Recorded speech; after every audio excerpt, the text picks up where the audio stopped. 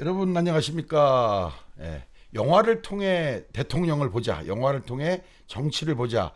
프레지던트 TV가 야심차게 진행하고 있는 영화를 통해 세상을 보는 오늘 시간, 오늘도 장자방 모셨습니다. 안녕하십니까? 네, 안녕하세요.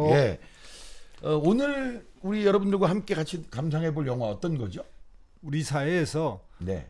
소셜 미디어가 어떤 영향을 미치고 있는지 이것을 영화로 만든 건데요. 이제 100% 영화는 아니고 한 70%가 이제 다큐를 통해서 영화를 만들어서 오늘날 이런 뭐랄까요, 이제 사회적 양극화라든지 뭐 그다음에 어떤 진영 간의 싸움이 이제 일어나는 일들, 이런 것들에서 소셜 미디어가 어떤 그 내부의 원리 때문에 이런 것이 일어나는지, 그것을 소셜 미디어를 만들었던 사람들이 주로 출연해서 문제점을 지적하고 해결 방향을 제시하는 그런 프로그램입니다.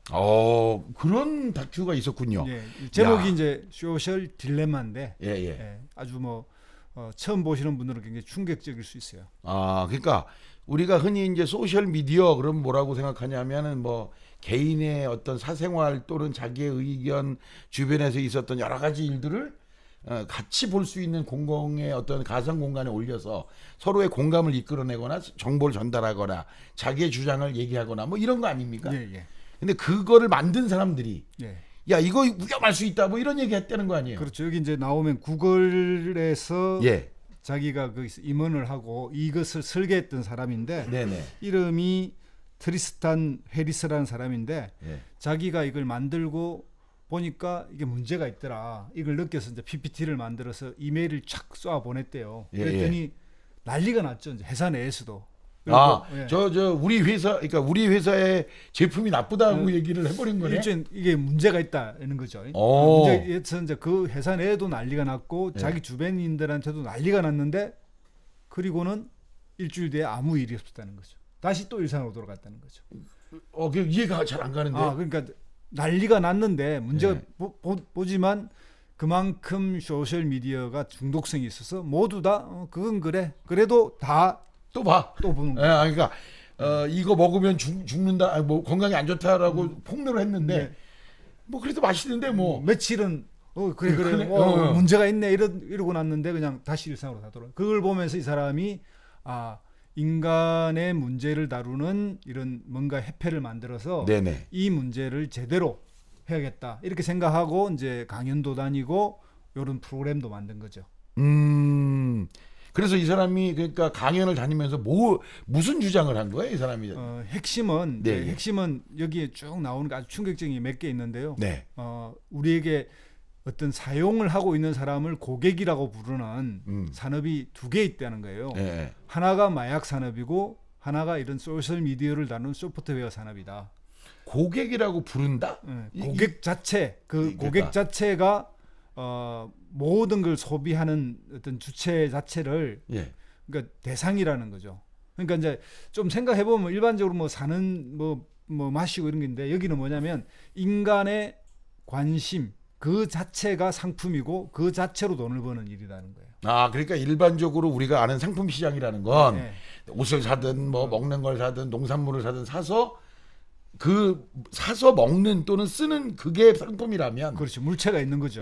그런데 이 SNS 세상은 그런 물건이 아니라 그걸 소비하는 개인 자체가 상품이다. 그렇죠. 어떤 의미에서 그런 거죠? 그러니까 이제 그 내에서 사람들의 관심사항과 뭔가를 다 연결하는 게 소셜 미디어잖아요. 특히 그렇죠. 이제 뭐 대체적으로 페이스북을 보면 페이스북은 투자하는 그게 없죠. 상품에 대해서. 전부 사람들로 구성되어 있고 사람들이 주고받는, 사람들이 다 자기가 생산한 건데 이 생산을 통해서 얻는 건 하나도 없고 페이스북이 다 돈은 다 벌고 있죠. 사실은 일론 머스크가 사실은 그 얘기 했었어요.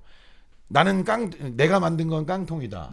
이 깡통에 세계 시민들이 글을 쓰고 사진을 올려서 우리 페이스북에 가치가 올라왔다. 뭐 이런 얘기는 본인 스스로 한 적이 있습니다. 그러니까 여기에서 또 이제 주목할 만한 건 뭐냐면 우리 사회에 이제 우울증이나 청소년 자살률을 미국에서 비교했는데 그러니까 2010년에서 13년 사이에 이제 소셜 미디어가 일반화되고 우리가 흔히 알고 있는 스마트폰이 이제 보급되면서 네네. 더 일반화되는데 여기에서 청소년 중에 이제 10살에서부터 14살 사이에 자살률이 한 60% 증가했고요.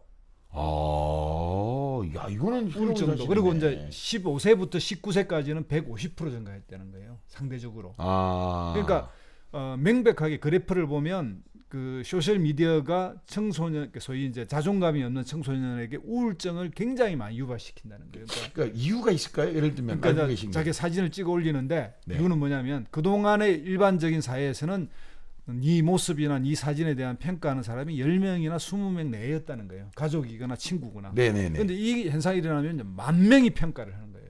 10,000명이 평가 너 뭐 예를 들면 이제 여기 뭐 영화에도 나오지만 기가 살짝 나오는 이 기가 나오는 너 뭐 마귀 기 같아. 그러면 이 친구가 갑자기 막 우울해지는 거예요. 자기 사진 올려놓은 거예요. 그리고 막 이상하다. 좋아요가 2개밖에 안 되면 막 우울하고 막 이런 일이 벌어지면서 예예예. 그러니까 지적이 수만 명이 평가를 한다는 거죠. 그러니까 이제 자존감이 약한 사람들은 댓글이라든지 우리가 흔히 알듯이 네. 그 악플 같은 게 달리면 네. 이게 이제 그 뭐 자살까지 가는 일이 그러니까 악플만의 문제가 아니라는 거죠. 예. 그러니까 관심을 덜 받아도 예. 이제 문제고 또 내가 생각하지 못한 자신의 어떤 단점이 이상하게 여러 사람들한테 부각되면 그것도 또 자기에게는 굉장한 스트레스가 되고 뭐 이런 거네요. 그렇죠.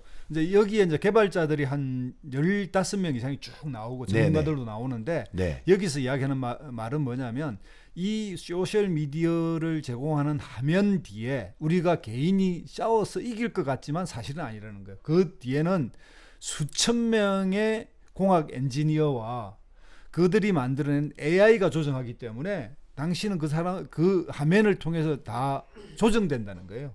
마법에 걸린 것처럼 사람의 눈속임 마법이 사실 눈속임이잖아요. 네네.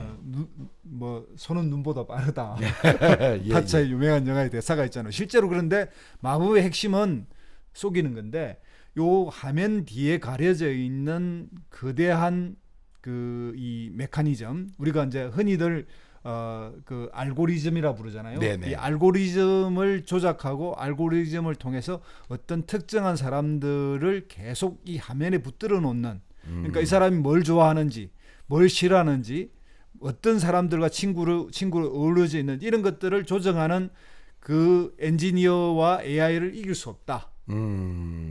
그래서 이제 예를 드는 게 그거예요. 우리가 이제 자동차 산업이나 일반 산업은 성장을 기껏해야 열심히 성장을 잘 2배 정도 성장을 하는데 네. 컴퓨터에 관련된 연산력에 대한 이 성장률은 몇 %인지 알아요? 모르죠. 뭐 여기서 이야기하는 1조 배요. 1조? 1조 배로 성장을 한다는 거예요. 이거는 그러니까 뭐냐면 그래프를 영화에 보면 그래프를 그리는데 어느 순간부터 계속 이게 올라가는데 연노름 바뀌는데 성장이 이래요.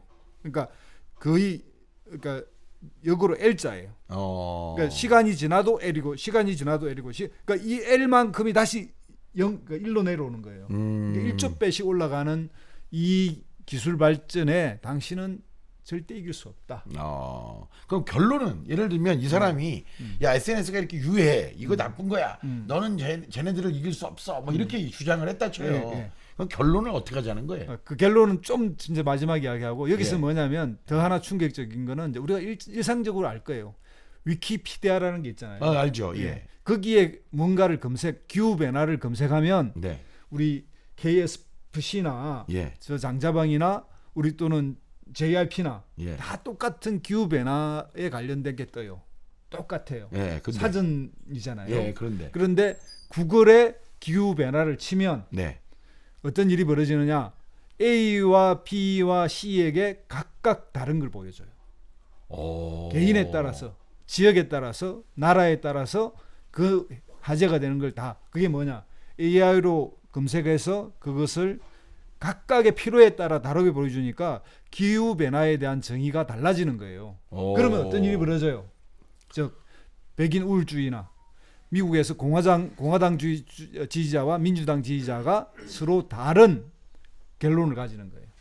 근데 어떤 일이 벌어지냐? 그러니까 이제 뭐가 정치적 그 양극화가 일어나는 거예요. 그러니까 편향성이 일어나는 거죠. 그 몇 가지 사례를 들어볼게요. 네네. 그러니까 첫째, 지구가 지금도 팽팽하다고 믿는 사람이 미국 내에 20%가 있어요. 예? 어? 저도 그런 경험이 있어요. 예. 우리 지구 역사가 3,000년이라고 얘기하는 사람 저 진짜 본 적도 그렇죠. 있습니다. 그런데 그게 지금은 신념으로 믿고 있고요. 네. 두 번째, 네. 미국에 어떤 일이 벌어졌냐면 몇 년 전이에요. 어느 피자 회사에 네. 피자 가게에 네. 백인이 총을 들고 습격을 했어요. 네. 그 사람 왜 습격을 했냐면 네. 그 피자 게이트라고 하는 그룹은 그러니까 성매매를 한다. 지하실에 어린애가 잡혀 있다. 가서 구출해야 된다. 이런 것들을 퍼뜨렸는데 이게 쫙 퍼져가 사실로 내가 이 친구가 진짜 총을 들고 들어가 습격을 했어요. 그러니까 확신을 한 거네. 그렇죠. 아. 가보니까 지하실도 없고 그런 일이 없잖아요. 그런데 이게 막 좋아요 그래로 전파하고 막 공유를 해버리니까 사실로 알고 이 백인 물론 이제 공화당 지지하는 거죠. 민주당 지지자와 피자 가게와 소아 성애자들이 그런 업무를 꾸민다 이렇게 했단 말이에요. 그런 것도 있고 지금 뭐 당장 우리가 알고 있는 코로나 바이러스는 가짜다. 뭐 이런 일들이 네, 알죠. 예, 그런 네, 것들을 네. 막 했고 미국에 얼마 전에 엄청난 폭설이 내렸어요. 폭설이 내렸는데 이 눈이 가짜다. 눈을 불로 태우는데 물로 안 떨어지고 눈이 없어지는 거야. 근데 과학적으로 이제 뭐냐면 그런 그 눈을 불로 찢으면 바로 기화를 해버린대요. 네. 물로 바뀌는 경우도 있지만 네. 이제 그걸 보고 이제 막 화면을 보여주니까 사람들이 그 엄청난 그 텍사스까지 막 눈이 내려서 난리 났잖아요. 네, 네, 그게 가짜 눈이라는 거야. 이런 식의 이제 그게 정폭되는데 이게 이제 그런 현상만 끝나는 게 아니라 이제 정치적으로 자기 편은 자기 편끼리만 하나의 정의를 세우게 되니까 민주당 지지자들이 생각하는 어떤 기후 변화와 공화당 지지자가 생각하는 기후 변화가 다른 거예요.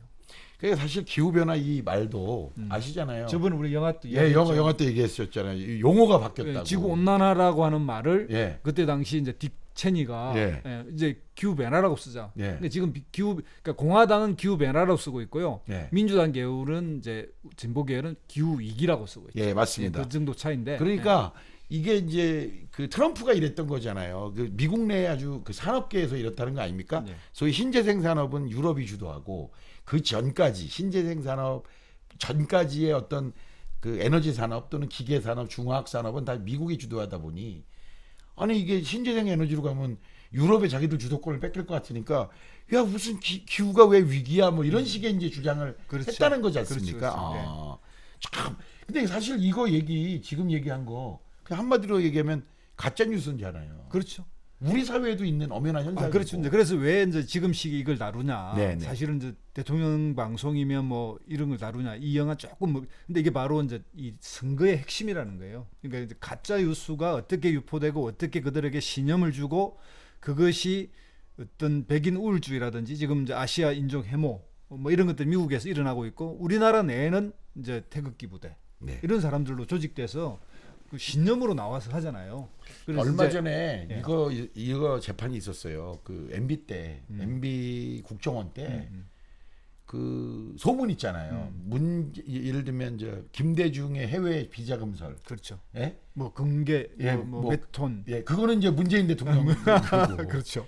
근데 이걸 진짜 확실한 사람들이 있는 거 아니에요? 맞습니다. 예. 예? 근데 그 MB 그때 그거 결과 별 짓을 다 해서 확인했는데 그 근거 없다라고 이제 내부 결론을 내렸대요. 근데 그 문제가 얼마 전에 재판 과정에서 이제 드러났는데, 그러니까 우리 사회에도 그러니까 그렇죠. 우리가 상식적으로 들으면 말도 안 되는 어떤 정말 이건 말이 돼?라는 들만한 이런 사안들을 국정원이 뒷조사를 했다는 거 아닙니까? 그렇습니다. 그러니까 지금 말씀하신 게 꼭 미국에서만 있는 일이 아니라 맞습니다. 우리 사회에도 지금 보면 아직도 저 국회 앞에 가면 거기 써 있는 거 보셨어요? 수많은- 문재인의 금괴 뭐 20톤인가 몇 네. 톤인가 거기 써놓고 1인 시하잖아요. 그렇습니다. 금괴 회수하라고.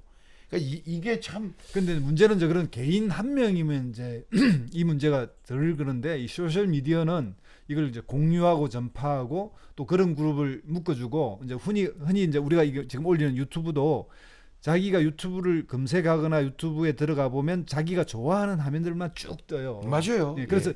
이 소셜 미디어라고 하는 이 이제 다큐멘터리 영화를 보면 그 AI를 가지고 있는 그 회사들이 이 개인을 어떻게 조정하는지를 비유를 들어요. 그러니까 이제 그 주로 이제 청소년을 예를 드는데 네네. 청소년들이 우리가 이제 대화하거나 식사할 때도 다 스마트폰을 보잖아요. 네. 엄마가 소위 푸드 세이프라고 해가지고 뭔가 음식을 먹을 때 못 먹게 하기 위해서 집어넣고 뚜껑을 닫아버리면 1시간 동안 그 뚜껑이 안 열리는 그런 제품이 있어요. 거기에 이 스마트폰을 다 걷어서 집어넣고 뚜껑을 닫아놓고 식사를 하는데 어떤 일이 벌어지냐면 그 중에 어린 그 소녀가 네. 딸이 그걸 못 찾고 그냥 그 깨버리고 스마트폰을 집어요. 이쪽 이제 이제 영화적 설정이지만 개인의 그 유혹, 그러니까 이제 우리가 말하면 뭐 채팅해 보면 알지만 채팅 우리가 저 SNS를 쓰다 보면 점점 찍히는 거 있잖아요. 네네네. 누군가가 입력하고 있어. 맞습니다. 기다려. 예. 이런 장치, 그다음에 알림 설정 이런 게 다 뭐냐면 그 끊임없이 SNS 유도하기 위해서 우리가 고객이 계속 그걸 사용하게 만드는 장치라는 거예요. 아, 제가 페북에서 뭘 쓰면 밑에 뭐가 누군가 댓글을 달고 있을 때 뜨면 점점 속으로 기다리죠. 어느 놈이지? 그래서 한 20초, 30초 기다리게 되잖아요. 네, 맞습니다. 네. 그게 딱 기술이구나. 이놈은 왜 이리 타자가 늦어 이런 생각하면서 네, 맞습니다. 이런 식으로 해서 끊임없이 머물게 하는 그 능력. 이것이 이제 이 소셜 미디어가 AI의 알고리즘에 의해서 사람을 조정하고 갖고 놀고 이걸 집착하게 만들고 이런 것들을 이제 폭로한 거죠. 그러면은 결과적으로 아까 뭐 제가 결과가 뭡니까 했더니 뭐 이따 말씀하신다는데 결과적으로 SNS를 쓰지 말자는 거예요? 여기는 뭐냐면 디지털 프랭켄슈타인이라고 부르는데 일종의 괴물이 됐다는 이야기죠. 그래서 이제 가장 낮은 어떤 처방은 그거예요. 규칙을 정해서 하루에 1시간만 본다. 또는 하루에 3번만 본다. 절대 침실에는 가지고 들어가지 않는다. 왜냐하면 침실에 들어가서 30분 1시간 보는 경우도 많다 그러거든요. 아, 그럼요. 그러니까 그 뭐 가족과 대화할 때는 안 간다. 이런 이제 규칙으로 하는 경우가 있고요. 근데 그 규칙은 현실적으로 잘 성립하지 않을 거다. 대부분은 못 지킬 거다. 그래서 그 이야기를 하더라고요. 두 번째로는 모든 알림 설정을 끄라는 거예요. 예를 들면 카톡 이렇게 알리는 알림 설정을 다 꺼버리면 필요할 때만 들어가서 봐요. 저는 그래요. 저는 알림 설정을 다 꺼놨어요. 그러면 물론 정급한 사람은 전화합니다. 그렇죠. 그러니까 실제 전화가 오기 때문에 별 염려할 필요가 없고, 그래서 가끔씩은 어떤 사람은 제가 이제 다시 이제 카톡에 들어가 보면 형님 뭐 이렇게 물었던 질문이 와 있어요. 그런데 그 친구가 아까 10분 전에 나한테 전화했었어요. 이제 그런 일이 벌어지는데 그 알림 설정을 끄라는 거고요. 더 확실한 방법은 웬만한 이 소셜 미디어, 그러니까 계속 이런 행태의 소셜 미디어를 삭제하자. 이런 이야기까지 하고 있더라고요. 그 전문가들은. 네, 여러분 이 프레지던트 TV는 가짜 뉴스나 이런 중독성 이런 내용을 하지 않기 때문에 가장 지성적인 이 방송이기 때문에 저희들 알림은 굳이 안 꺼놓으셔도 뭐 이렇게 되겠습니다. 자, 그래 이번에 이 소셜 딜레마 이걸 통해서 우리가 지금 좀 배워야 될 점, 우리 사회에 시사하는 바 어떤 게 있을까요?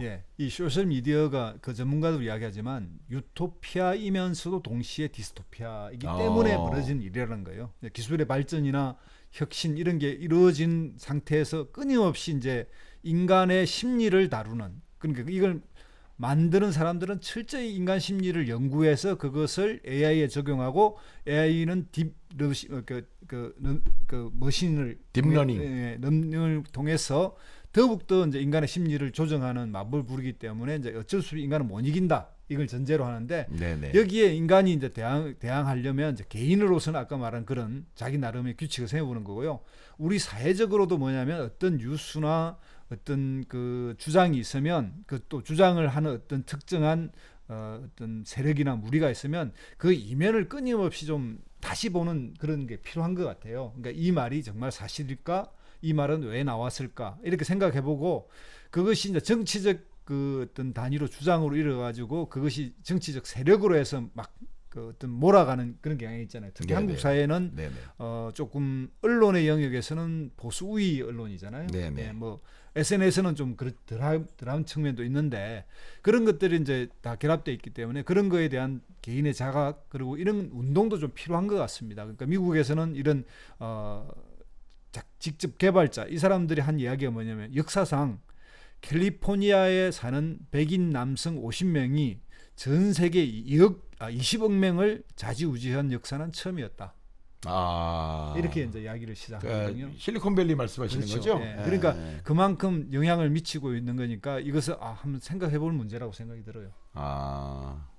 아이고, 예, 오늘 여러분들과 함께 소셜 딜레마라는 이제 다큐 영화 여러분과 함께 살펴봤습니다. SNS가 가져온 우리들에게 느껴지는 어떤 신세계 같은 느낌, 이런 것들도 결코 넘어설 수 없는 우리 인간 고유. 아마 어쩌면 이래서 요즘에 인문학이 더 한 번 더 이렇게 그렇죠. 강조되거나 이런 게 아닌가 하는 생각이 드는데요. 참 씁쓸하기도 하고, 야, 이거 한편으로 걱정된다 이런 생각도 들면서 우리가 소셜 미디어를 어떻게 활용하고 어떻게 받아들이는가, 나의 확실한 자기 기준은 어떻게 세울 것인가, 이러한 것들을 한번 고민해 보게 되는 그런 내용이었습니다. 오늘 여러분들과 함께 나눈 우리 영화를 통해 세상을 본다, 영화를 통해 대통령을 본다, 영화를 통해 정치를 본다, 뭐 이런 얘기로 오늘은 뭐 대통령하고는 조금 거리가 있습니다만 이 선거라고 하는 이 제도가 이 소셜 미디어에 의해서 어떻게 조작되거나 왜곡되거나 할 수 있다는 것 여러분들 잘 아실 겁니다. 그런 차원에서 오늘 이 소셜 딜레마를 한번 다뤄봤습니다.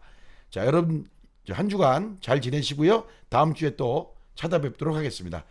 자, 고맙습니다.